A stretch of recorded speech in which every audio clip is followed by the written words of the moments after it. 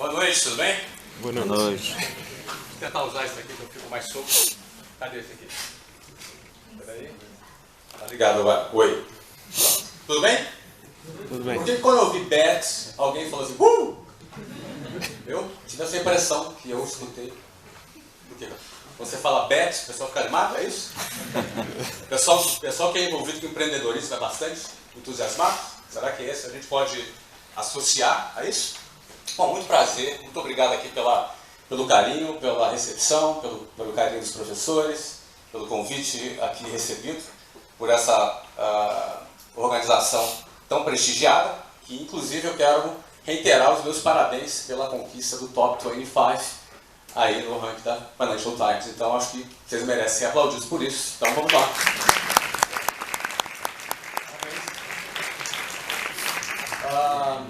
Bem, eu tenho aqui uma tarefa de, em 30 minutos, bater um papo com vocês. Então, peguei lá no meu computador, talvez umas 10 ou 15 apresentações que eu pudesse fazer, e eu cheguei à conclusão que uma turma tão jovem, tão cheia de potencial, fosse muito mais interessante que ao invés de eu trazer aqui uma apresentação e ficar passando os slides, nada contra, é óbvio, mas que eu tivesse uma conversa um pouco mais informal. Porque no final das contas, por trás do empreendimento existem pessoas, e por trás de pessoas existe ali quem fundou, quem lançou um empreendimento, quem começou um projeto, um sonho, e o que no final do dia, o que move esse sonho são razões pessoais, são motivos pessoais. Não é? Vocês me entendem bem? Sim. Treinaram uma novela direitinho? É? Então tá. Então se eventualmente eu falar muito rápido, ou usar alguma linguagem mais coloquial, vocês, por favor, podem me interromper e ó, não entendi essa palavra e eu repito. Tudo bem?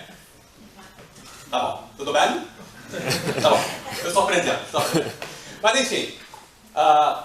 Então, por trás dessas pessoas, por trás de um fundador, por trás de alguém que teve alguma ideia, existem seres humanos. Né?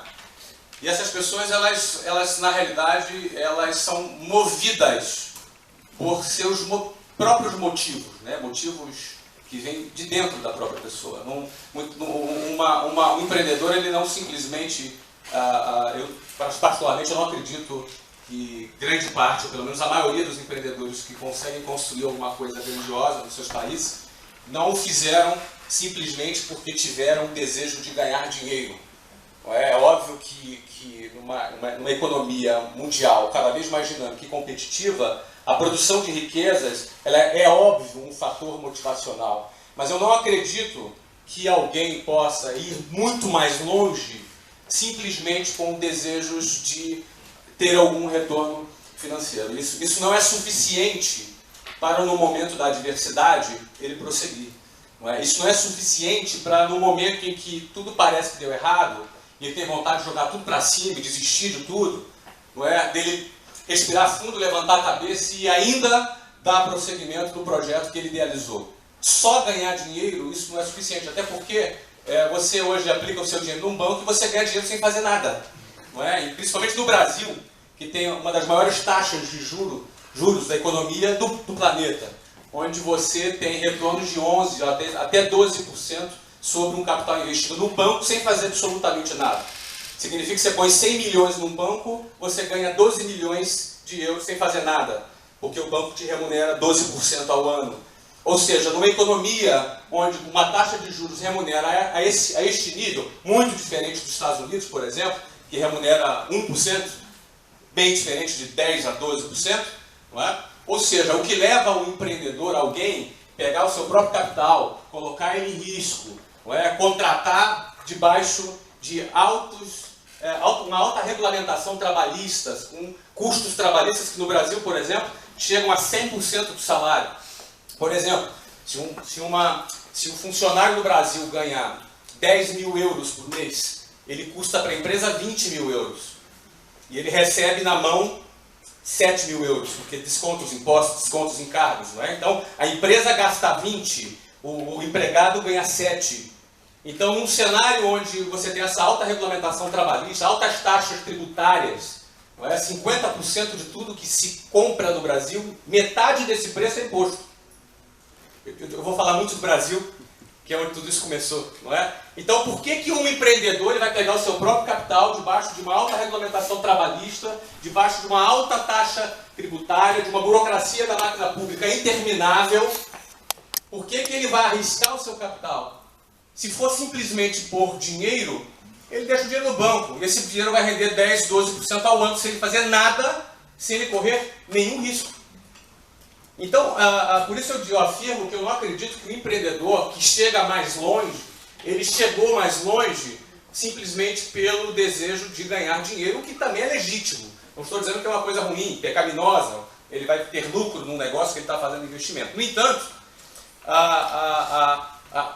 quem tem algo mais, motivos a mais, é que chega mais longe. Aí, por isso que o meu enfoque para falar sempre sobre empreendedorismo é muito relacionado ao enfoque mais humano, muito mais humano do que econômico, do ponto de vista matemático. É muito mais relacionado a uma dissertação sobre as motivações humanas do que sobre uma planilha de Excel que sustenta um business plan. Então, o que move o negócio está muito mais baseado em motivações que vêm de dentro do próprio empreendedor. A palavra motivação, ela na sua origem, ela vem de motivos para a ação. Alguém motivado, geralmente, é associado a alguém alegre, alguém motivado, geralmente, é associado a alguém feliz, alguém sorrindo, mas isso não é uma verdade. Alguém motivado é alguém que tem motivos para agir. Pessoas que têm motivos para agir. Não é? Então, esses motivos é que movem a pessoa. E esses motivos não só movem, como eles são também mutantes. Num dado momento da sua vida, ele pode ser daqui a pouco ele vai se transformando. E você tem que ir se reinventando e encontrando seus motivos para que você realize algum projeto que faça alguma diferença na sociedade, que você faz parte. E para você chegar lá, a pessoa vai ter que vencer muitos obstáculos. E para isso ela tem que estar muito motivada, ela tem que ter seus motivos muito claros. Por que eu acordo de manhã? Por que eu levanto da cama? Por que eu vou investir? Por que eu vou criar alguma coisa? Por que eu vou querer fazer diferença? Isso é uma coisa que vem de dentro da pessoa, e quem está sintonizado, quem realmente se sintoniza com motivos para agir, com os motivos corretos para agir, são as pessoas que vão realizar alguma coisa a mais. São as pessoas que vão correr algum risco, vão tomar algum risco. Empreender ele é sinônimo de correr riscos. Né? Ele é sinônimo de correr riscos. Ninguém empreende sem riscos. Então, por que alguém corre risco? Ela precisa ter motivos para fazer isso. Não é? Então, assim, eu gosto muito de falar sobre esse assunto, porque ainda mais mais fácil ainda para mim falar sobre esse assunto com esse público. Eu realmente creio que seja um público bem qualificado, um público que está envolvido com o assunto empreendedorismo. Gosto bastante de falar sobre esse tema.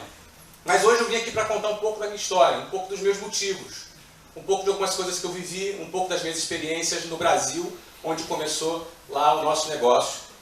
Então eu quero dividir o meu tempo falando como eu comecei, como foram meus negócios no Brasil, como eles se expandiram para, se eu não me engano, 6 países: Brasil, Colômbia, Argentina, México, Estados Unidos e China. 6 países. Como é que isso aconteceu? Como esse negócio foi vendido para um grande grupo brasileiro, agora alguns meses atrás, e o que eu tenho pela frente, o que eu pretendo fazer, e já estou fazendo agora para o futuro. E o meu enfoque vai ser sempre isso, dos motivos, como é que eu fui pesquisar um pouco mais para poder encontrar um caminho para poder empreender. Tá bom? Estão me entendendo? Não estou falando rápido não, né? Então tá legal. Bom, eu nasci no subúrbio do Rio de Janeiro. Rio de Janeiro é uma cidade conhecida como uma cidade maravilhosa. Praias bonitas, paisagens bonitas, mas o lado que eu nasci e fui criado não era nada maravilhoso. Era, digamos assim, uma das áreas mais pobres do Rio de Janeiro, que é a zona oeste do Rio de Janeiro. A zona oeste do Rio de Janeiro é lugar de tráfico de drogas, é lugar de bandidagem, de roubo, é um lugar de gente muito simples, gente muito sofrida. Simples e sofrida. Muito comum quem mora na zona oeste do Rio de Janeiro gastar por dia, dentro de um transporte público, 4 horas dentro de um transporte público para poder chegar ao local de trabalho. Então essa saga de 4 horas, 2 horas para ir e 2 horas para voltar, todos os dias, era um trajeto que eu fiz muitas vezes na minha vida, quando eu morava ali no bairro Jabur, na zona oeste do Rio de Janeiro. Então eu nasci e fui criado ali, sempre estudei em escolas públicas, e no Brasil, estudar em escolas públicas é sinônimo de ter uma péssima educação. Não sei como é aqui em Portugal, mas no Brasil é assim. Não é? As escolas públicas são terríveis, são muito ruins, são péssimas. Não é? E eu estudei grande parte da minha vida acadêmica nas escolas públicas do Rio de Janeiro. Quando eu fiz 18 anos de idade, eu me apaixonei por uma menina. Agora com essa parte da história de amor. Me apaixonei por uma menina, ela tinha 15 anos de idade. Eu tinha 18 anos de idade. No Brasil é crime isso, inclusive, né? 15 anos com 18... Bom, eu me apaixonei por uma menina de 15 anos de idade. E eu fui aceito numa das melhores universidades do Brasil, que é a Unicamp, não sei se alguém já ouviu falar, aqui, em Campinas, para fazer para fazer engenharia da computação. E me apaixonei pela Luciana, e assim, isso nunca tinha acontecido antes, eu tinha 18 anos, mas eu nunca tinha me apaixonado por alguém, sabe? Por isso que eu falo, motivações são os nossos motivos. Nós tomamos decisões pelos nossos motivos. Então eu tomei uma decisão, falei, não vou para essa faculdade, não vou para Campinas. Eu conheci essa menina, a menina era linda, e é ainda minha esposa até hoje. Não é? E eu falei, eu não vou fazer o que em Campinas? Campinas era 600 quilômetros do Rio de Janeiro. Eu falei, não vou. E todo mundo me chamou de maluco, você foi aceito, poxa, você fez uma prova, foi aprovado. E eu simplesmente falei, eu não vou para a Unicamp e vou ficar aqui no Rio de Janeiro curtindo o meu amor. Essa foi a decisão que eu tomei. E aí o que acontece? O meu curso começaria em março de 1991. Eu sei que tem gente que nem tinha nascido, né, nessa época aí, mas eu não vou perguntar quem não tinha nascido. Mas foi em 1991. E aí eu falei, eu vou ficar no Rio de Janeiro. E aí eu também tinha sido aceito na UF, na Universidade Federal Fluminense, para fazer ciência da computação. Só que começaria no segundo semestre. Então estava ali, eu, por volta do mês de fevereiro, decidido a não ir para Campinas, e decidido também a iniciar minha faculdade em agosto desse ano. Eu não tinha nada para fazer. Não é? Eu nunca tinha trabalhado, tinha 18 anos de idade, tinha 19 já, em fevereiro eu fiz 19 anos de idade. E aí eu falei, bom, como eu não vou para a faculdade, vou arrumar um emprego. Bom, nunca trabalhei. Agora, por que eu quis arrumar um emprego? Porque quando eu precisava de um dinheiro, eu vendia relógio. Relógio é uma coisa que eu gosto. Então eu comprava um relógio e vendia. Anunciava no jornal, vendia. Acho que eu vendia uns 20 relógios por mês. Eu sempre tinha um dinheirinho, né? Eu sempre tinha dinheiro. Eu da minha turma lá do Jabu, lá da Zona Leste, eu era o cara mais endinheirado já ali, né? Porque eu vendia relógio. Então com 20 relógios, acho que eu ganhava uns 10 euros por relógio. Eu tinha os meus 200 euros por mês. Eu estava muito capitalizado. Não é? Então, mas aí o que acontece? Namorada, tinha que sair para o cinema, pagar restaurante. O relógio não estava dando para sustentar. Você sabe que mulher custa caro, vocês sabem. Aqui em Portugal é assim também? Pois é. Então eu falei, pronto, eu preciso então arrumar um emprego para poder bancar o meu amor, já que eu tinha ficado lá. Não é? E aí eu peguei no jornal, tinha lá um emprego, e eu falei, cara, eu nunca trabalhei, nunca fiz nada, deixa eu tentar alguma coisa lá. Fui lá, cheguei lá, para chegar às 8 da manhã, saí às 6 horas da manhã, cheguei lá, tinha uma fila que estava quase dobrando o quarteirão. Porque agora deixa eu contextualizar um pouco vocês economicamente. Tá? O Brasil, em 1991, experimentava uma crise com C maiúsculo. Crise com C maiúsculo é diferente de uma crise com C minúsculo. O que é uma crise com C maiúsculo? 86% ao mês de inflação. Vocês têm noção do que é 86% ao mês de inflação? É assim, ó, teu salário é 10. Daqui a um mês, quando você for receber o teu 10, aquele teu 10 está valendo 2,4. Porque 86% a inflação comeu. Os preços em todos os lugares subiam todos os dias. Todos os dias os preços estão subindo. Então essa era a crise que a gente vivia. Mais de 35% de desemprego, 86% de inflação.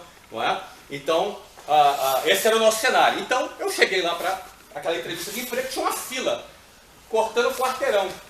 E aí eu estava usando a gravata do meu pai, que eu tinha lá pedido emprestado. Eu fiquei de 8 da manhã até meio-dia para ser atendido. Eu fui atendido, a pessoa me perguntou por que eu queria ser um executivo. Eu falei, olha, eu não tenho ideia de ser executivo da minha vida, não é? Na realidade, eu queria arrumar um trabalho para pagar o cinema e restaurante. Só até começar a faculdade em agosto, e depois eu não tenho interesse em continuar. Eu jamais contrataria alguém que me falasse isso. Eu nunca na minha vida contratei alguém que me falasse 10% dessa besteira que eu falei para essa pessoa. Não é? Mas alguma coisa aquela pessoa viu, que ela falou, olha, tá aí, olha, vou te convidar para participar amanhã do processo seletivo da segunda fase. Eu acho que 500 pessoas atenderam o anúncio e selecionaram 40 pessoas. Bom, para resumir a história, eu fui contratado. A única, assim, fomos 4 ou 5 pessoas contratadas. Eu fui contratado. Meu primeiro trabalho era de ser vendedor numa escola de inglês. Era uma escola de inglês pequenininha e meu trabalho era vender. Meu trabalho era arrumar aluno para aquela escola. Eu tinha que ficar ligando para as pessoas, convidando elas a participar de uma apresentação, e eu tinha que ir lá fazer uma apresentação para aquela pessoa e vender para ela. Era fácil o trabalho, não é? Então era esse o trabalho. O problema é que todos os meus parentes, todos os meus tios, chegavam para mim e falavam, pô, você é vendedor? Vai vender? Você é um garoto tão inteligente, você é uma pessoa com um futuro tão brilhante, você vai trabalhar nisso? Porque, diferentemente dos trabalhos desejáveis, aquele trabalho ele pagava comissão. Então, aquilo não era lá o que se considerava, pelo senso comum, uma coisa segura, uma coisa recomendável para alguém inteligente que vai ter um futuro. Isso é para fracassado, isso é para gente desqualificada, isso é para gente sem opção, isso é para gente sem alternativa. Você é muito melhor do que isso. Não é? Então, esse foi um grande incentivo, né? Quando eu cheguei, olha, eu vou trabalhar, o que você vai fazer? Não, eu vou fazer isso. Você vai vender, rapaz. Bom, debaixo desse senso comum, que na realidade é natural que o senso comum governe as mentes, as pessoas, as nossas percepções, influencie nas nossas motivações. E as nossas motivações são aquelas que vão nos fazer tomar decisões.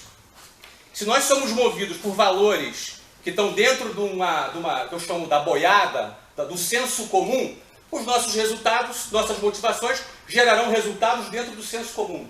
Quem quer ter resultados diferentes do senso comum vai ter que ter a coragem de pensar de uma forma diferente do senso comum. Se você pensa como todos, terá o mesmo resultado que todos. Se você quer algum resultado diferente, você vai ter que pensar diferente para produzir motivações diferentes, para que você tome decisões diferentes. E essas decisões diferentes não garantem nada para você, mas te dão a chance de você fazer algo que ninguém faz. Porque se você fizer algo que todo mundo faz, você vai ter o resultado que todo mundo tem. Faz sentido isso? Isso aí é uma coisa lógica, não é? Bom, para resumir, eu trabalhei nessa empresa por 4 anos. Eu adorei aquele trabalho. Vendia bastante. E eu fui promovido a gerente com 3 meses, com 19 anos. Eu fazia treinamentos, eu fazia recrutamento e seleção já. Aquele trabalho que aquela louca me contratou lá, agora 3 meses depois eu estava fazendo aquele trabalho. Não é? 2 anos depois eu assumi um cargo de direção nessa empresa e realizei um sonho. Me casei com a Luciana. Porque meu objetivo era me casar com a Luciana. Aquilo era que me movia a sair para trabalhar e ouvir um monte de não. Parece um negócio meio piegas, eu sei, mas é verdade, acredita nisso. Foi isso mesmo. Aquilo me moveu. Agora, o que me move não é o que move você. O que me motiva não é o que motiva você. Quem tem que saber o que motiva você é você mesmo. Se você não souber, amigo, você está perdido. Mas se você souber o que te motiva, aí você tem que seguir. Ou então você está seguindo a boiada. Ou então você está seguindo o fluxo. Não é?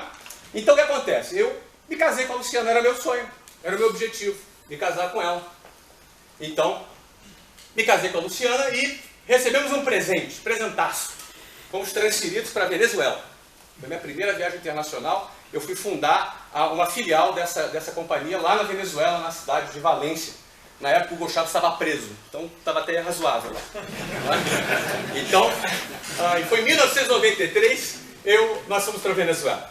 Nossa tarefa era fundar uma escola. O dono da empresa chegou lá, tinha uma casa alugada, 2 professores contratados, um monte de conta para pagar 30 dias depois, ele falou, olha, bom trabalho, hein? Eu acredito em você. E foi embora. Bom, para mim, eu tinha 21 anos de idade, para mim era normal isso. Quem falou que isso era loucura? Para mim isso era normal. Bom trabalho. Tá bom, obrigado. Eu vou tinha que botar aluno na escola para poder pagar o aluguel do prédio, da escola, para poder pagar os professores, pagar tudo, depois me pagar a Luciana, que também começou a trabalhar nessa época como assistente administrativa, pagar toda a estrutura, tudo bem, tudo tranquilo. Só tinha um detalhe, eu não sabia falar espanhol. Eu achava que era parecido com o português, mas não é. Mas foi uma experiência excepcional. Porque eu digo a vocês que a crise no Brasil, com 86% de inflação, 35% de desemprego, e fazer essa startup lá na Venezuela foi a minha graduação e o meu MBA em negócio. Porque eu saí de lá, o Brasil nunca enviou dinheiro para essa escola, nós alcançamos o break-even em 6 meses, o que a gente tinha em caixa era muito pouco, mas a gente rodava com as matrículas, com os novos alunos, entreguei a escola com 400 alunos, com a escola no azul, e voltei para o Brasil. Voltando para o Brasil, eu já tinha uma visão diferente. Eu antes era um diretor de vendas, e agora eu tinha tido a experiência de implantar um negócio do zero. E tinha tido a experiência de ter feito aquele negócio acontecer. E ter atuado em todas as áreas da escola. Não apenas a área comercial, mas a área educacional, área administrativa, operacional, todas as áreas da escola. Aquilo ampliou minha visão. Quando eu voltei para o Brasil, eu vi, com a minha visão ampliada, que aquela operação que nós temos no Brasil, ela não tinha uma qualidade muito boa, uma retenção baixa de alunos, não era uma coisa positiva. Porque agora eu prestava atenção em mais coisas. E fui levar esse caso lá para a nossa presidência, e com todas as sugestões para a gente desenvolver um produto melhor, porque o produto tinha muito potencial, e essa solicitação não foi atendida, porque eles estavam ganhando muito dinheiro, era uma empresa muito lucrativa, então aquela máxima que o time que está ganhando não se muda, que é um grande equívoco, não é? A hora certa de mudar, você perde o timing da mudança, você perde o timing da virada, quando a concorrência começa a mudar, você já não está mais atrás, não é? Eles optaram em não fazer nenhum investimento. Foi nesse momento que eu optei em sair da empresa, não é? Eu tinha nessa ocasião 23 anos de idade, a Luciana tinha 21 anos de idade. Eu tinha 23 anos de idade, tinha uma remuneração, eu não sei assim, para cá, mas para o Brasil era uma remuneração muito boa. Eu já estava fazendo cerca de $84 mil por ano, com 23 anos, eu era um diretor, era uma boa remuneração, acho que aqui também é uma boa remuneração, né? Então, eu tive uma decisão a tomar. Ou seja, naquele momento, eu tinha uma remuneração maior que os meus pais já. Maior que os meus sogros, o pai e a mãe da Luciana. E muito maior do que eu imaginava. Eu tinha planos muito menores do que esse. Mas aí eu pedi demissão. Mercado com 35% de desemprego. Eu tinha 23 anos de idade, $7 mil de rendimento mensal, $84 mil por ano. Eu pedi demissão. Fiz a carta de demissão, não sei se fala aqui, carta de demissão. Então a minha carta de demissão, com o objetivo, eu vou abrir a minha escola. Porque eu não acredito mais nisso aqui, nesse produto, na forma como ele é feito. Eu acho que ele não tem futuro. Eu já começava a me alimentar por outros motivos. Por exemplo, eu não me sentia honesto vendendo aquele produto. Porque eu vendi um produto, eu perdi um pouco da minha convicção para vender aquele produto. Então, assim, eu quero estar em paz com a minha consciência. Não estou em paz com a minha consciência. Não vou continuar vendendo esse produto. Não é? Quero criar alguma coisa que seja mais grandiosa, que seja melhor. Então essas foram as minhas motivações naquele momento. Eu realmente não pensei que poderia dar errado, porque eu fui para a Venezuela e deu certo, eu fiz o negócio lá. Então eu falei, eu vou fazer a mesma coisa aqui no Brasil e nós vamos criar uma operação. Então a WhatsApp ela foi fundada em 1995, 3 de abril de 1995, a gente inaugurou a primeira escola no centro do Rio de Janeiro. Quais foram os nossos primeiros obstáculos? Pronto, eu não tinha dinheiro. Pô, mas ganhando $7 mil? Falo, sim, mas uma escola para você abrir você precisa de $150 mil. Você sabe como é que é recém-casado? Recém-casado está endividado até o pescoço. Né? Você compra a prestação da casa, prestação, vocês falam? Cota? Prestação do carro, da geladeira, da cama. Eu tinha acabado de chegar da Venezuela, estava um ano no Brasil, não tinha um capital para investir. Né? E então, foi quando nós recorremos a que no Brasil se chama de cheque especial. Tem alguma coisa equivalente aqui, Pedro? Estamos com o Pedro aqui, diretor do Banco Espírito Santo. Não é? Está aqui presente. Tem? Como é? Descoberto, né? Qual é a taxa do Banco Espírito Santo do descoberto? Fantástico. Quanto? Mais ou menos. Mais ou menos 10. 10 por mês? Não, Por ano? Ah, tá. É que a minha lá, que eu peguei, era 12 por mês. Então era um cheque especial, um cheque descoberto, né? De 12% ao mês. Hoje no Brasil está mais tranquilo isso, é 8% ao mês. Hoje baixou. 8% ao mês, juros compostos, deve dar uns 140% ao ano. 12% deve dar uns 200 e alguma coisa por cento ao ano em juros compostos, juros sobre juros. Não é? Então esse foi o meu capital inicial. Eu abri a minha primeira escola. E muito simples, aquele capital era suficiente para quê? Para eu fazer uma reforma, pintar, botar as cadeirinhas lá, montar um negócio bonitinho, o máximo possível e já matricular os alunos. Não é? Muito bem. Tá, mas aí como é que fazia para pagar o aluguel no outro mês? Como é que fazia para pagar os professores no outro mês? Tinha que vender. Tinha que botar aluno. O que acontecia se não colocasse aluno? O que aconteceria se não colocasse novos alunos? Quebrava. Fechava. Não ia ter dinheiro para pagar. Muito simples. Desculpa, inclusive eu não recomendo isso para ninguém. Não faça isso em casa, por favor. Não tentem fazer isso em casa. Mas eu estou contando a minha história. Foi assim. Então eu tinha que colocar 50 alunos por mês para a escola ter dinheiro para pagar suas contas. Nós colocamos naquele primeiro ano 1.100 alunos. Um pouquinho menos de 1.100, 1.080 alunos no primeiro ano. Então, a escola com mais de 1.000 alunos no primeiro ano foi um grande sucesso. No nono mês de operações, a gente abriu a nossa primeira filial em São Paulo. São Paulo é, digamos assim, uma capital financeira do Brasil e a gente abriu na Avenida Paulista, onde é um dos principais endereços, dos principais bancos brasileiros, na Avenida Paulista. Isso em 1995. Não é? Enfim, e colocamos 1.500 alunos no primeiro ano. Para resumir, em 3 anos nós abrimos 24 escolas nas principais cidades do Brasil. Em 3 anos, ou seja, entre 95 e 98, eu tinha 26 anos, exatamente, 98. A gente já tinha aberto 24 escolas próprias, tínhamos cerca de 500 empregados, 500 funcionários trabalhando, não é? Nessas escolas ao redor do Brasil. A partir de 2000 a gente resolveu fazer a expansão através de franquias. Então vendemos nossa primeira franquia no ano de 2000. Bem, resumindo, nós vendemos cerca de 500 franquias até o ano de 2012, final de 2012. Não é? Então, até o final do ano de 2012, a gente já tinha implantado cerca de 500 escolas, cerca de 10.000 empregados na rede, presentes em 6 países. Eu estou resumindo por causa do tempo, tá, gente? Cerca de 6 países. E a empresa ela foi agora negociada com o grupo Abril, é um grupo até que está presente aqui em Portugal, não é?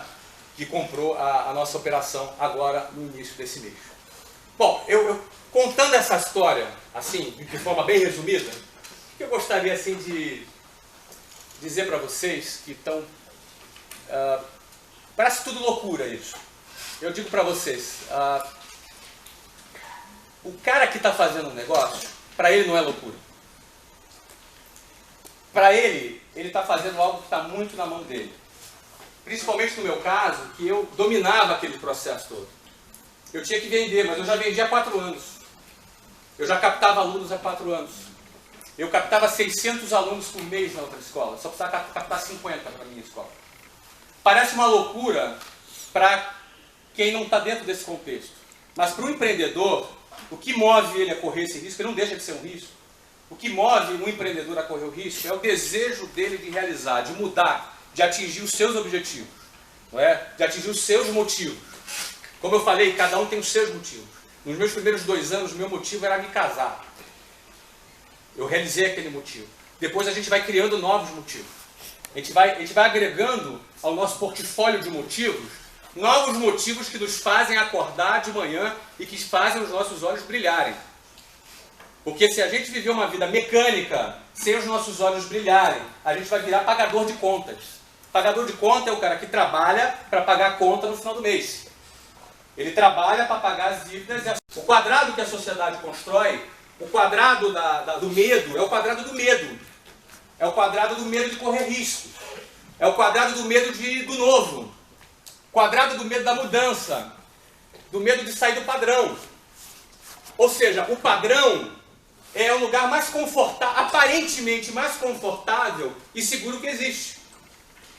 Fazer o que todo mundo faz é aparentemente a situação mais segura que a pessoa sente. Porque ela olha para um lado e vê uma pessoa, ela olha para o outro lado e vê outra pessoa, ela se sente segura. Quando ela se sente saindo do padrão, saindo da caixinha, aí ela vai ouvir a crítica do pai, da mãe, do tio, da avó, do vizinho. Ela vai ouvir a crítica daqueles que acham que você é louco, você é maluco, você está colocando tudo a perder, você é inconsequente, irresponsável. Eu posso dizer a vocês que Bill Gates, quando largou Harvard, ele foi chamado de maluco. Pode ter certeza que o Zuckerberg também foi chamado de louco. Todos aqueles que resolveram fazer alguma coisa diferente do status quo foi chamado de louco. Agora, se aqui é uma universidade que trabalha com negócios, e nós temos aqui um evento organizado por um clube de empreendedorismo, só tem que ter maluco aqui. Só tem que ter louco aqui. Se tem gente normal aqui, está no lugar errado. Está na faculdade errada ou está no evento errado, pô. Você entendeu, cara?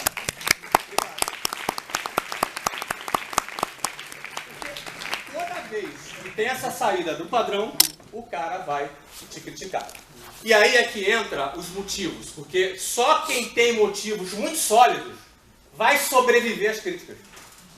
Só quem tem seus motivos muito definidos dentro dele vai ter força para poder ser o patinho feio. Não sei se essa história existe aqui, patinho feio. Tá bom, funcionou a piada então. Então, o cara vai ser o patinho feio. Todo mundo vai olhar, coitado, vendedor, coitado, coitado. Ele vai ter que saber lidar com isso. Porque lá dentro dele ele pensa assim, não, eu sei o que eu estou fazendo, eu sei no que eu estou acreditando. Não importa se estão me acreditando. Agora, sabe o que acontece depois que dá certo? Ah, eu vou te contar agora. Sabe o que acontece? Vou fazer uma simulação aqui. Vem cá, vem cá. Chega mais aqui. Como é que é o teu nome? Martins. Então vai, Martins. Sobe aqui. Ó, a simulação é assim, ó. Primeiro foi assim. Coitado, cara. Tu tá acreditando nisso mesmo, cara? Tu vai fazer essa ideia? Tu é iludido, meu filho. Acorda pra vida. A vida não é assim. Vai arrumar um emprego, meu filho. Você não quer trabalhar, não? Não, um emprego decente, que te pague férias. 13º que fala aqui? Não, no final do ano? Não, um salário extra no final do ano. Plano. E se você fica doente, cara? E se você fica doente? Ah, meu filho, acorda pra vida, meu filho. Bom, aí deu certo, né? Aí deu certo. Ah, cara, sabia, cara, ia dar certo. Sabia nas costas. Eu sabia, eu sempre acreditei, no fundo, eu sempre acreditei em você. Fico orgulhoso, sabe? Nosso sobrenome está sendo bem representado. Fico orgulhoso de você. Salva de palmas aqui pro Martins.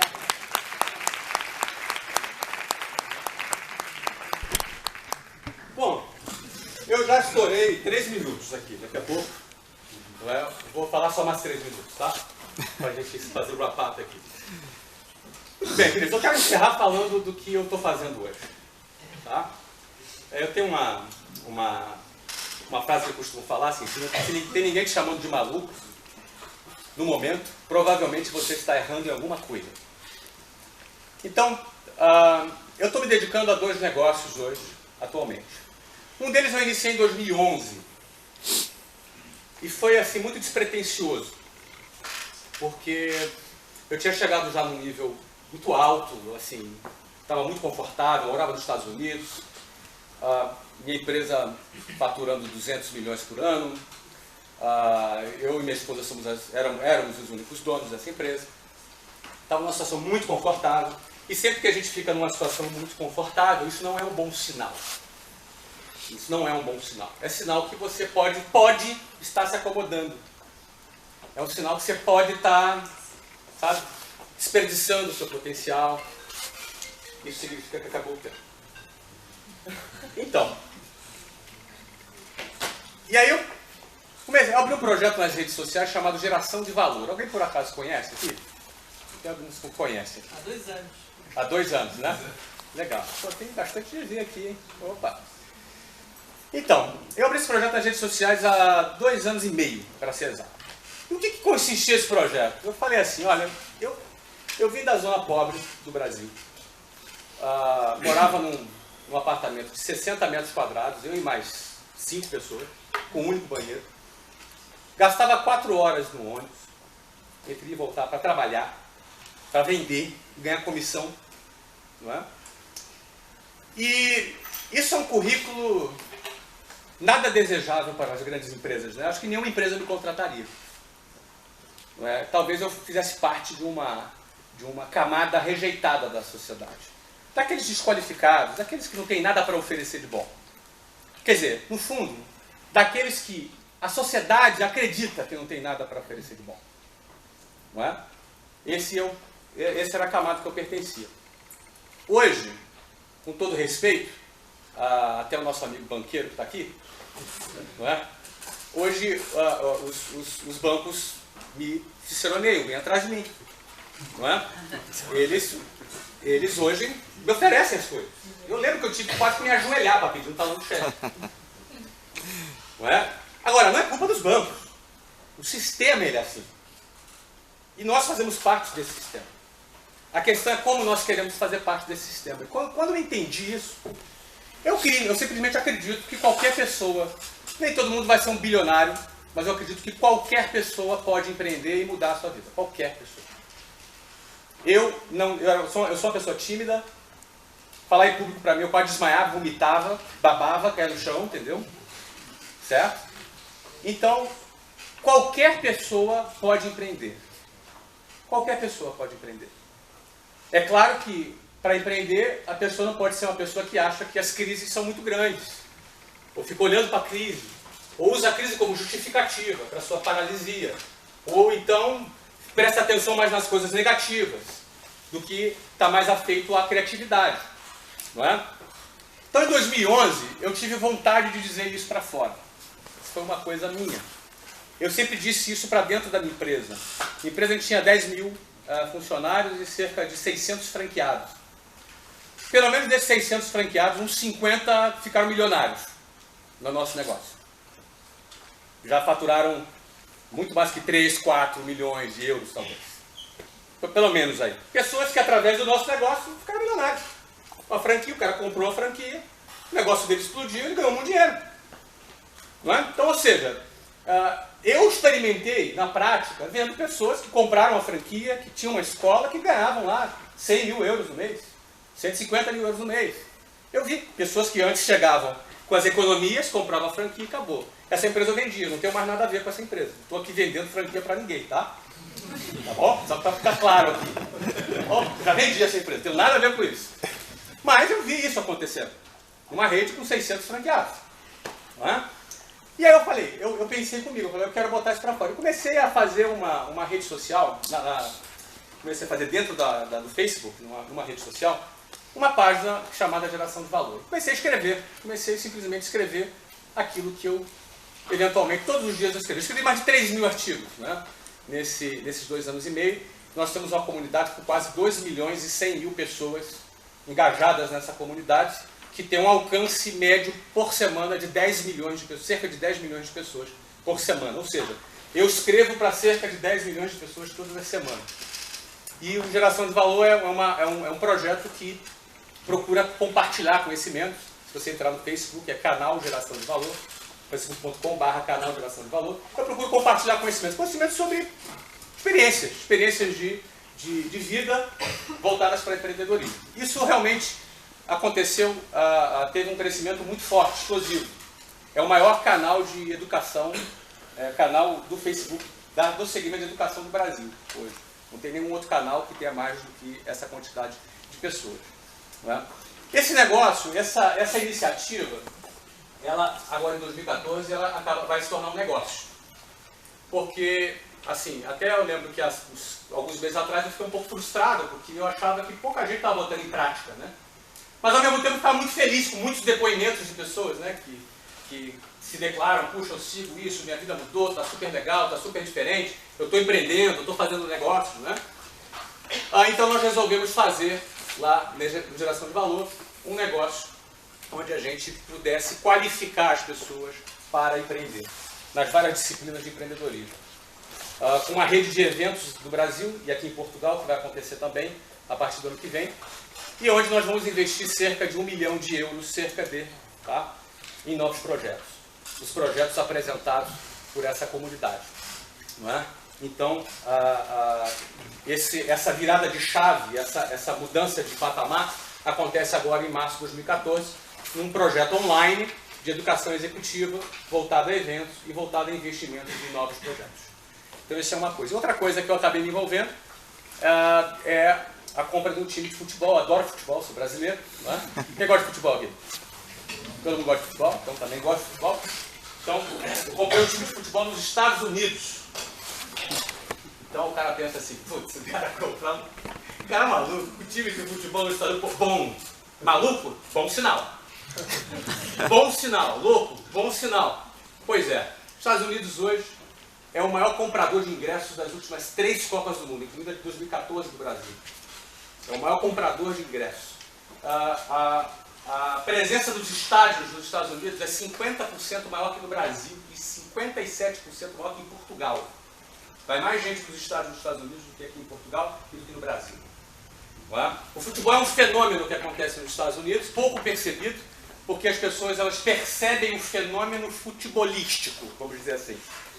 Enquanto os Estados Unidos não foi campeão de uma Copa do Mundo, ou seja, esse fenômeno ele não é percebido pelo público. Mas eu estou falando do fenômeno do negócio, do business, futebol nos Estados Unidos. Os Estados Unidos têm 24 milhões de crianças entre 5 e 17 anos jogando futebol em clubes.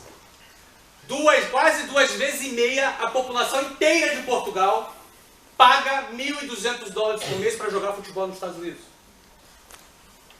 24 milhões. Quando eu me dei conta desses números nos Estados Unidos, eu falei, isso aqui é um fenômeno acontecendo. Meu filho joga futebol e eu acompanhava ele durante os fins de semana, não é? E a percepção desses números lá nos Estados Unidos me fez fazer um investimento na compra de um time de futebol. Nós vamos construir um estádio lá em Orlando.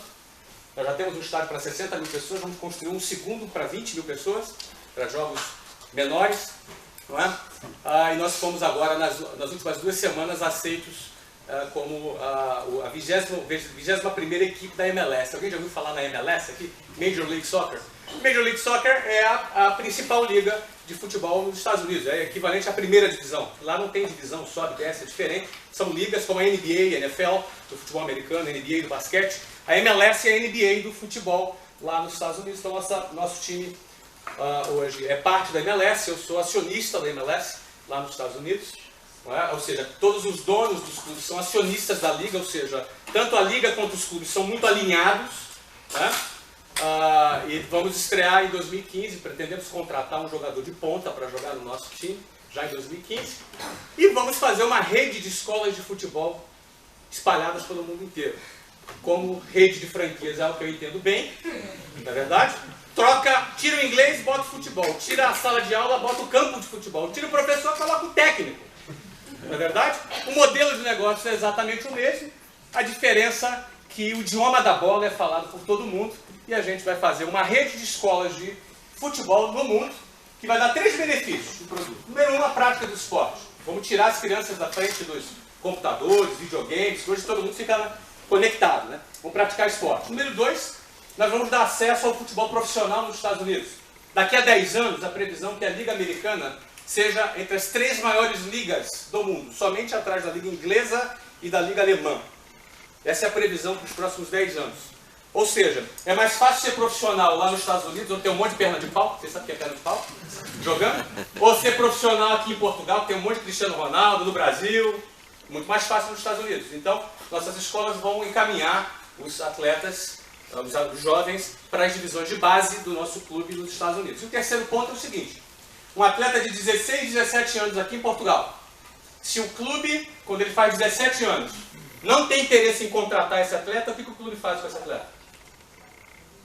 Manda ele embora. Obrigado, nós não temos interesse em te contratar. Aquele menino, aquele miúdo, sai de lá frustrado. A única coisa que ele sabe fazer na vida foi jogar futebol, sonhou com isso a vida toda e ele não sabe o que fazer. Muitos até param de estudar. No Brasil é muito comum, não sei aqui. No Brasil é muito comum. O que nós vamos fazer? Os nossos atletas que não forem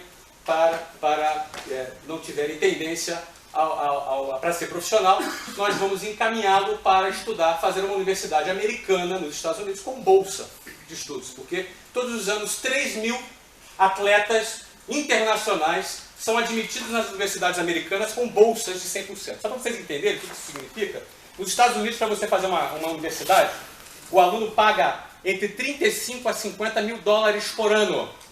Não existe universidade pública nos Estados Unidos. Não é? Então custa entre 35 e 50 mil dólares por ano. O aluno ele pode pagar isso jogando futebol, representando a faculdade. São 3.000 alunos admitidos por ano e nós vamos fazer essa triagem desses alunos para poder encaminhar para a universidade. Ou seja, o atrativo para alguém jogar futebol nas nossas redes de escolas, que começam a operar agora em 2014, são esses 3 que eu falei. Eu estou só narrando isso para vocês, para passar um pouquinho do meu racional na hora de construir um negócio, como é que a gente toma uma decisão, a pesquisa, ou seja, o quantitativo e o qualitativo, o que faz a gente tomar uma decisão para montar um modelo de negócio. É isso que dá para falar nesse tempo, tá? Obrigado pela paciência de me ouvir aqui, tá bom?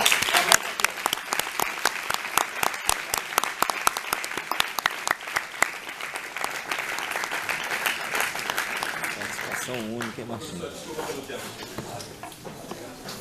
Privilégio, né, velho? Muito obrigado, Flávio.